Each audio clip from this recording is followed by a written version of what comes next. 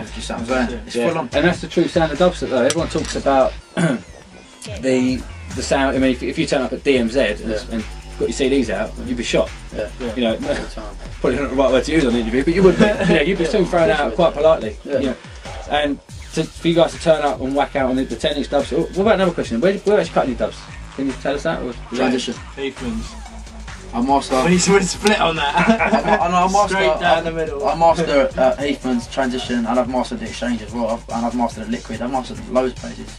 I get my dubs done at Transition because I work alongside like Jason and Leon developing the sound and stuff. Yeah. So they know what I'm after when I bring tunes in. Yeah. So I just get them cut there, and they're cool, man. They're good guys.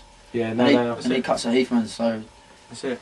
As you know, I'm a big drum and bass fan, and Bo at Heathman's is a good mate, and he does all the drum and bass mastering, cuts all the drum and bass plates, and kind of style of my tunes.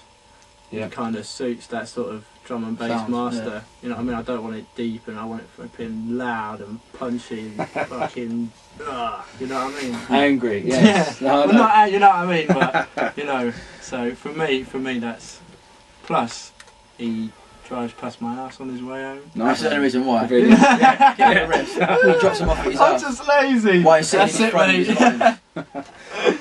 right, I'm getting conscious of the time now because I think we need to start wrapping this. That's But alright. before we do, another question as well. Keep coming. Squeeze him for a bit more. I think the CD's running out. No. Someone's only his overtime here. No, we can squeeze them. No, it's cool. Question, Caspa. Yeah. And I'm going to ask you as well, Rusko, straight after. But That's alright. song titles. Got to ask you this. This is another one that come up on the. Can you just ask him? So I'm going to ask you direct. There's a track called Big Headed Slags. Yeah. Custard Chucker. And Custard Chucker to me, Yeah. I won't say on mic what it means. That's It what it means, is. Yeah. That's what it is. Blue Alright. veins. It's- Custard yeah, that's what it is. Yeah, We original straight name. into so kind of take that. Yeah. Ain't him out. Right, yeah. I'll kick your back door in. Yeah, smash your back doors in. Yeah. But where these come from? Do you know what? It's Or you just a born friend? nah, man. I think you've got to have fun with doing stuff, and where I've grown up, around my family, we're always winding each other up, and we're always having a laugh, and we don't take things too seriously. Yeah. And everything I do, I'm always having a laugh and doing it. Like in interviews, we say We funny ain't things, and we serious just. people. Do you know what I'm saying? Well, So you know. when it comes to tunes, I don't know. I literally Rubber Chicken. The bass line just reminded me of chicken shaking. Yeah. I just call it Rubber Chicken. Big Headed Slags. I don't know why. I don't know You why. know I just You obviously know some. yeah. Yeah. Chiswick Park, is that? No. I just name the tunes just to have a bit of fun, man. And they just if I think of a tune, I'll go, well, that sounds good, and I'll name it that. It's a bit of humour, isn't it? Bit of humour, man. Yeah, I think that's missing in some parts of music. So Yeah, no, I don't disagree. And on the other hand, on the track list of the CD, I think there's three ways you could have. I know you didn't plan it in terms of what we're going to play, but in terms of structuring it, you could have had past, chucked a few classics in there, Yeah. kind of present or future. Mm. And it's the last two you've dealt with, sort of what's about today, and obviously forthcoming bits that people haven't even heard of yet, which I think is positive. yeah, But in terms of the track listing you've got track names that are all over the place because they could mean Big Headed Slags and Custard Chucker and all sorts. But do you think it was risky because you could have maybe gone the careful route and chucked in? I mean, I don't want to name any tunes, but serious tunes. no serious tunes, but some already established big tunes. Yeah. From a year ago, you could have quite. That's it. Was you tempted to maybe sneak in the odd classic that you know is going to carry it It alone? wouldn't be Fabric Live. I don't disagree with that. That's all. No, that's it. Is that the reason why? No, it's just they just said, "Oh, play your set." That's exactly what we done. We didn't really think about it too hard. We just got our bags, went to Fabric, mixed the CD. We didn't actually go. We didn't have time to think about it. We got back from Sheffield and had to hand the mastering the next day to go mastering. So we actually done what we done, and that was it. If we was going to do a CD that we really sat down and thought about, not only would it be too complicated, but we would have a track list in about 110 tracks because I like too many tunes. There's too many tunes. There's loads of tunes that I wanted to put on there. There's a few tunes that I couldn't get for licensing reasons, which is a shame. But there's still varied tracks on there, and it still rolls. And there's a thing we kind of noticed. Well, I noticed especially on the CD, the first track, the title of the first track, and the title of the last track. Born to Do It Forever. Yeah.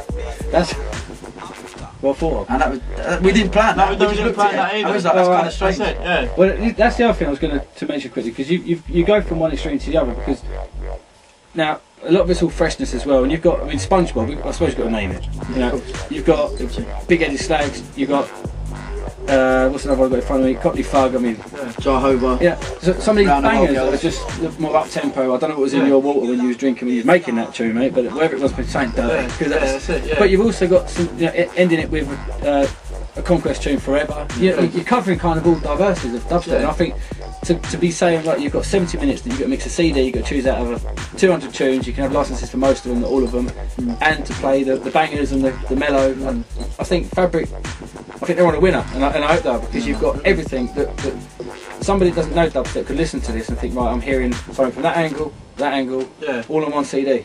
And I think there's no other CD out there that delivers that. Man. It even releases. You know, you have a Coca release, you have a Scream release, you have one of your releases. But you know, you're going to have your own style. Whereas here, you've got everything on it. Yeah, definitely. And I just think, you know, within what we're trying to do, and it's everything on there. Is nothing's marketed. It's exactly what we play and what we have in our bag. Yeah. Do you see what I'm saying? Even the Forever tunes on dub plates. So yeah, that's it. Do you know what I'm saying? And even if it wasn't on dub plates, even if it was on a label like Deep Medi, I still would have put it on there. Yeah. Because I think the tune is amazing. Yeah. Do you see what I'm saying? It is, and in fairness, fair play to Conquest. He's now getting recognition for what he's doing because he's producing music rather than just a couple of snares and kick, you know. And he is up there. He's doing his thing. Yeah. Like Pinch does his thing, and Koki does his thing. Everyone's doing their thing, which is why it's so appealing. And you know, Fabric basically didn't say to us, "This has got to be like this. This has got to be like this." The guy that owns it, Keith, is so passionate about music, and he's honestly the most passionate person I've seen about music before when we were sitting in his office. And I think he sort of sees that we have so much enthusiasm for what we do and what we're involved in, and it's not just a money thing; it's a love thing. Yeah. So, and they basically just let us do what we've done. They didn't say this has got to be on there, that's got to be on there. Do what you're doing, and just bring it to us. And we brought it to them, and they loved it. Yeah. So no, and from what I've heard, I'll back them. Cool. 100%. And I've got a couple of secrets here. Yeah, no. Producing, studio. Yeah. What tools are you using, Caspa? Reason, that's it. Russ? Sony Acid. Really? It's an unusual one. Yeah. That is very unusual. I do live mixdowns as well. Didn't know that. I play it out through a mixer and record it, do things on the fly. Oh, so you're a bit more on the technical level. Backwards. I'm backwards, basically. It's kind of from the dub, you know. Yeah. Yeah, that's the biggest question people want to know, because they see you in clubs. They see you in clubs, and not just in the UK now. You know, Australia, New Zealand coming up. And they hear your tunes on vinyl. Now they're going to hear it all around the world on this Fabric Live. But what they don't see is obviously in the studio. So and a lot of people are interested. People, what's he actually using? Because obviously loads of tools you can I always use. tell people what I use, and they're like, "No, you don't." I'm like, "I really do. Yeah. That's what I use, man." And they're like, "Oh, yeah, I can't get that sound." I'm like, "Just fiddle with it." So I'm saying, it doesn't matter what you use; it's how you use it and how you learn to manipulate stuff. See what I'm saying? It takes time, man. That's it. Right, well, I think we're out of time, fellas. Are we wrapping? Yeah, we are wrapping. I've got a little kick there. We've got more questions from the people. We've got a few. What we've got here is, I suppose, if you can wrap it up really, really quickly, how was the experience working with Fabric? I mean, because I know who they are, but some people that know Fabric as a nightclub is obviously a little behind it. I mean, have you enjoyed it? Of course, man. Yeah, it's been definitely. It's been surreal, mate. It's been a mad couple of weeks, hasn't it? Really. It's been crazy, man. It's only going to get more mad.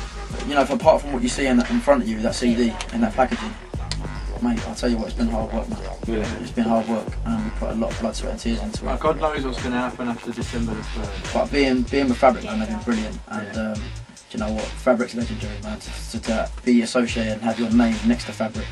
Yeah. What more do you want, man? Yeah, no, I agree. And the last thing, you're both going on tour to the USA for 2 weeks. Yeah. Gonna get wasted, boys? Yeah. Definitely. Dirty American lads. We like it. That's it. Right, I think that wraps up. So what I do want to say, Fabric Live, when's it out? 3rd of December. That's it. And how many tracks on there, Rusko? 29. 29. That's the most tracks ever on a Fabric CD. That is. Is it really? Yeah, we set the record. Banged in there. Oi oi. Yes. So that's out on the 3rd. So I've got the privilege of having it, but don't get that. So I'd like to appreciate, say thank you very much for having us down. Big up, Get Dark, of course. Yeah, man.